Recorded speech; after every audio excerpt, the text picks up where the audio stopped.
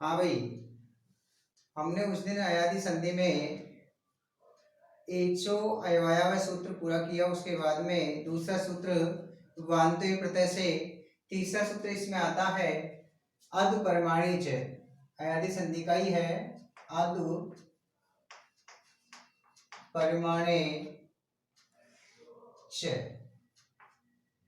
इसका अधु का अर्थ होता है मार्ग और परिमाण का अर्थ होता है माप। अधु का मतलब मार्ग, परिमाण का अर्थ होता है माप। यानी कि मार्ग माप अर्थ के बाद में युति शब्द के रहने पर अयादी संधि होती है। गो प्लस युति, इसका रूप बनेगा गव्युति। क्यों बना? क्योंकि एक ओ आ रहा है, ओ के बाद में यह है, यह है।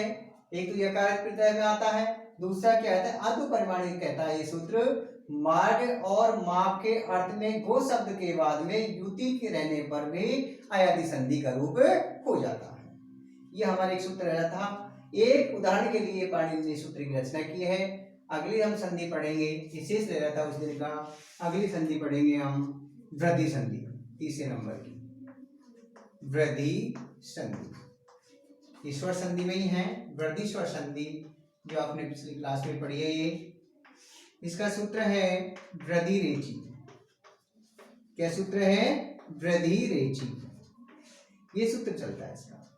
इसका मतलब होता है ए आ, इन दोनों वर्णों के बाद ए आ एतियो देव वर्णियों परे, इन दोनों वर्णों के बाद में एच प्रत्याहार से वर्ण आए थे। एच प्रत्याहार में कौन कौन से वर्ण आते हैं? ए ओ आई औ। एच प्रत्याहार के वर्ण आते हैं तो पूर्व और पद, पहले वाला और बाद वाला। अब तक हमने पढ़ा था आदेश, केवल एक वर्ण के स्थान पर दूसरा वर्ण आ रहा था। पहले वाला पूर्व और पद दोनों वर्ण मिलकर के वृद्धि का आदेश रूप हो जाता है। जैसे ए आ, इन दोनों वर्णों के बाद में प्लस ए हो या आई, दोनों के स्थान पर पहले वाला ए आ जाए या आ जाए, इनके बाद ए हो या आई हो, दोनों के स्थान पर आई का रूप बनता है। इसके बाद में ए या आ, इन दोनों वर्णों के बाद में ओ या औ, इन दोनों वर्णों में से कोई सा भी आता है, औ रूप होता है। ये हमारे वृद्धि संधि का रूप है। पहला इसमें सूत्र है वृद्धि का, वृद्धि रेची। जैसे स्पष्टीकरण में है, ध्यान देंगे। स्पष्टीकरण पहला हमने लिखा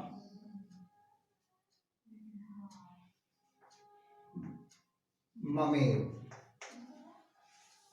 संधि विच्छेद करेंगे मम प्लस ए। अब में क्या है? ए प्लस ए। ए हो या आ हो, उसके बाद ए आ जाए चाहे आई आ जाए, उसका आई बनेगा। दोनों के स्थान पर आई होगा, तो पहले वाला और बाद वाला, पूर्व और पर दोनों वर्ण मिलकर के आई का निर्माण होता है। अब इसको आपने मैनू को अलग निकालने में व्यंजन शब्द क्या बच जाएगा? आधा। मम प्लस आई प्लस व, ये तो आएगा। इसमें में ए मिलेगा तो रूप बन जाएगा ममेव। ये हमारा पहला स्पष्टीकरण हुआ वृद्धि संधि का। दूसरा इसमें हम लेते हैं तथेव, संधि विच्छेद किया तथा प्लस एव, ये आ रहा है, इसके बाद में प्लस ए है बराबर आई। यही पढ़ा आपने। ए आ के बाद में ए हो चाहे आई हो, पहले क्या आ रहा था? ए, अब क्या आ गया? ये अभी ए आ रहा है, उसके बाद में ए आ रहा है, पहले ए आ रहा था, दोनों के स्थान पर आई बना। आ को निकालने के बाद तथा आधा बचेगा, प्लस आई प्लस वे, रूप क्या बन जाएगा? थे लंदे आई जोड़ेंगे, रूप बन जाएगा तथेव। क्या रूप बनेगा? तथेव। इसके बाद में तीसरा स्पष्टीकरण में हम वो वाले उदाहरण लेते हैं, जिसमें जैसे हमने लिखा वनौषधि। इसका संधि विच्छेद करेंगे वन प्लस औषधि, लिख दिए। अब इसमें ए प्लस औ बराबर औ हो गया। अब इसमें ब न हलंत आया क्योंकि ए को निकाल लिया, प्लस औ प्लस सधी, रूप जोड़ेंगे, नए में हलन जोड़ो, रूप क्या बन जाएगा, वनौषधि। ये हमारे अयादी संधि का स्पष्टीकरण हुआ। इसके बाद में है, इसके कुछ सूत्र और हैं। हमने अभी तक पहला सूत्र पढ़ा है वृद्धि संधि का। कौन सा सूत्र पढ़ा है, वृद्धि संधि का पहला सूत्र। इसके बाद में इसके अगले सूत्र देखेंगे और उससे पहले कुछ उदाहरण हल कर लेते हैं। पहला हम इसमें उदाहरण हल करते हैं। जैसे हमने लिखा सेविया प्लस एव। अब इसमें आ रहा है, इसके बाद में ए आ रहा है, तो क्या बन जाएगा, सेविएव। सेवा प्लस एव क्या रूप बन जाएगा, सेव। मया प्लस एतत्, इन उदाहरणों को आप हल करेंगे। जन प्लस एकता, इनको हल कर लेंगे। महा प्लस औषधि,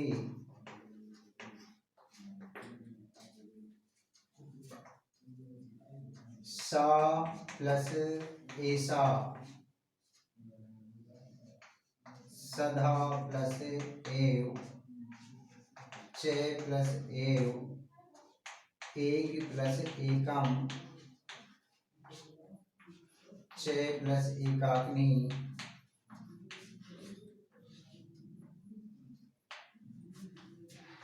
नृप प्लस ऐश्वर्यम,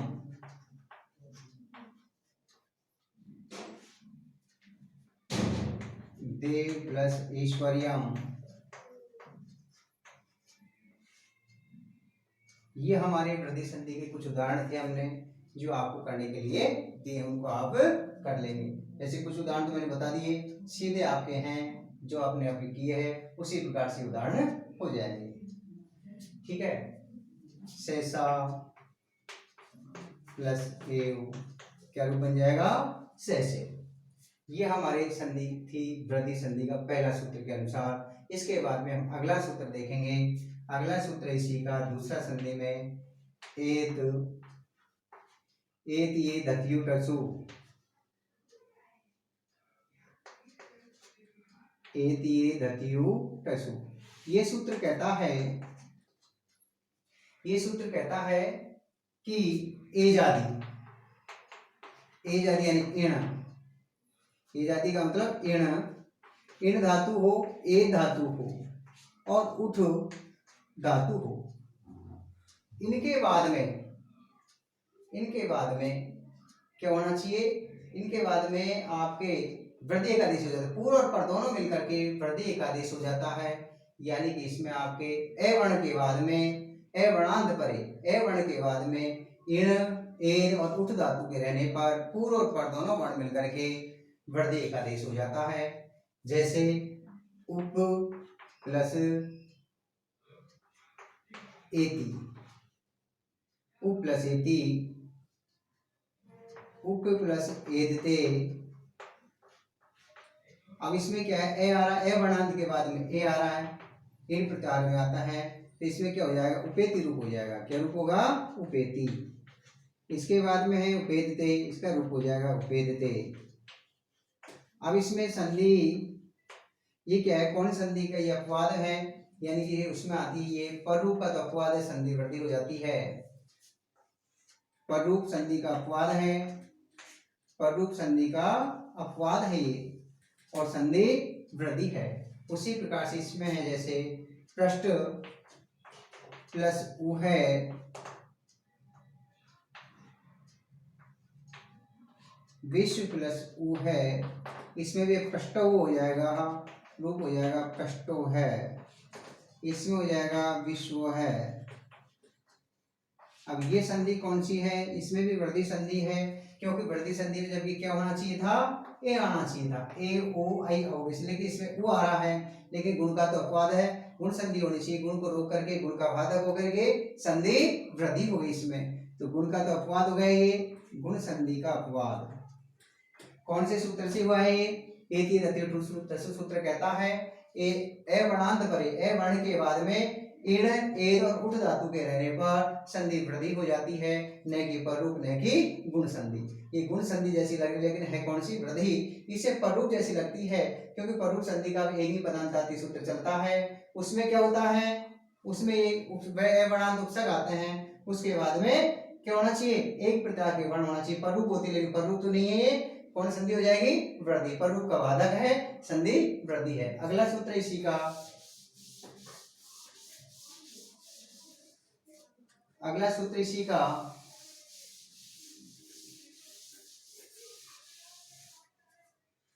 ये पाणिनि ने एक उदाहरण के लिए सूत्र की रचना की है। अक्सा दुहिन्याम उपसंख्यानम,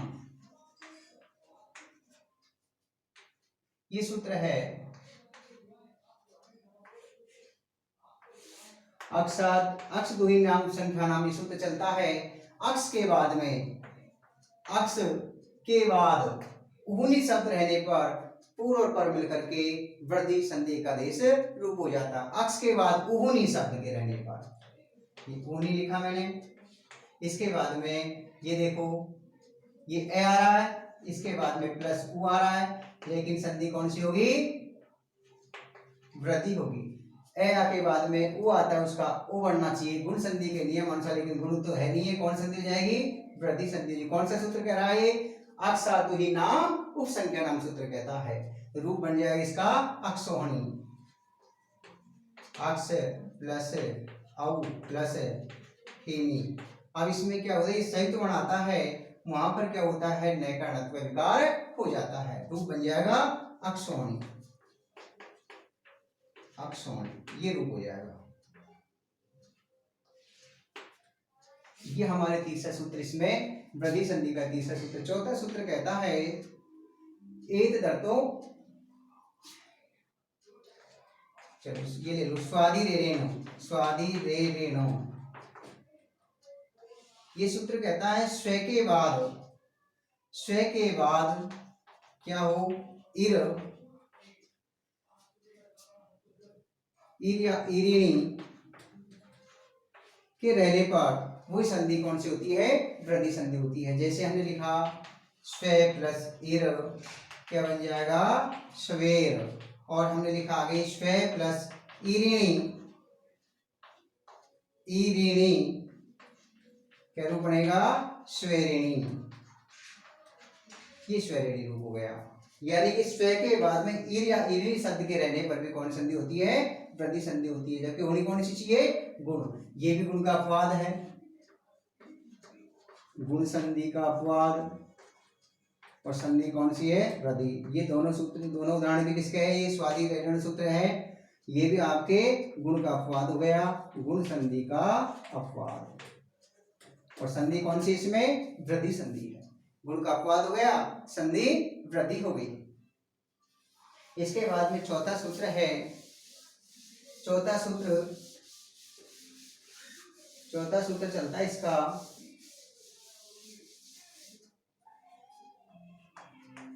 उपसर्गात धरती धातु, ये सूत्र है चौथा। ये सूत्र कहता है ए वर्णांत उपसर्ग के बाद में, ए वर्णांत के बाद में रित के रहने पर कौन सी हो जाती है? वृद्धि का देश हो जाता है, वृद्धि संधि होती है। जैसे हमने लिखा ए वर्णांत उपसर्ग के बाद में उप प्लस रिच्छति,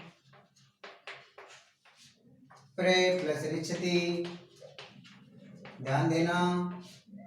तो उप रिच्छति, इसमें क्या है? ए वर्णांत उपसर्ग है और ए वर्णांत उपसर्ग प्र है, दोनों को रूप जोड़ेंगे तो क्या हो जाएगा? पाठशति रूप हो जाएगा, इसमें प्राच्छति रूप हो जाएगा। यानी कि वृद्धि संधि है और ये भी गुण का अपवाद है। ए के बाद में री आ रहा है, अर होना चाहिए। ए के बाद री आ रहा है, अर होना चाहिए। अर ने होकर क्या हो रहा है? ये आर हो रहा है। कौन संधि हो जाएगी? वृद्धि संधि हो जाएगी। रूप हो जाएगा इसका उपाठशति, उपाठशति इसका हो जाएगा प्राच्छति, प्रार्थशति, उपार्थशति और प्रार्थशति। ये हमारे चौथा सूत्र था इसका वृद्धि संधि का। कौन सा सूत्र है? चौथा सूत्र है वृद्धि का। इसके बाद में पांचवा सूत्र इसी का आता है प्रे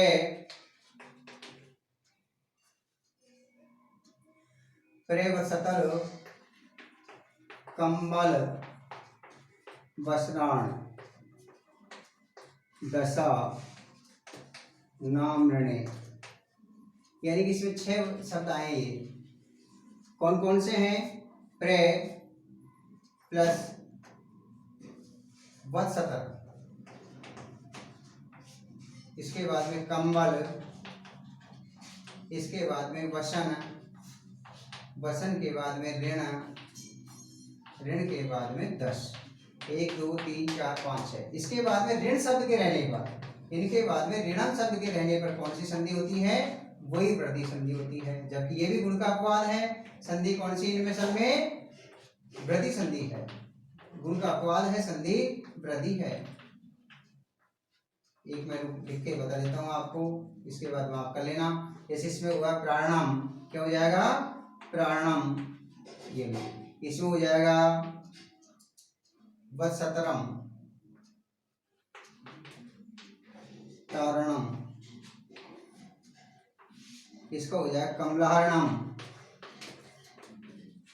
ये इस प्रकार से हो जाएगा। इसका हो जाएगा वसनारणम, इसका ऋणारणम, इसका दशारणम। ये हमारे कौन सा सूत्र हुआ? कौन सा? पांचवा सूत्र। प्रे वत्सर कंबल वसारणम दशानम ऋणे। ये हमारे सूत्र है कौन सी संधि का? वृद्धि संधि का। और अपवाद किसका है? गुण संधि के अपवाद है सारे।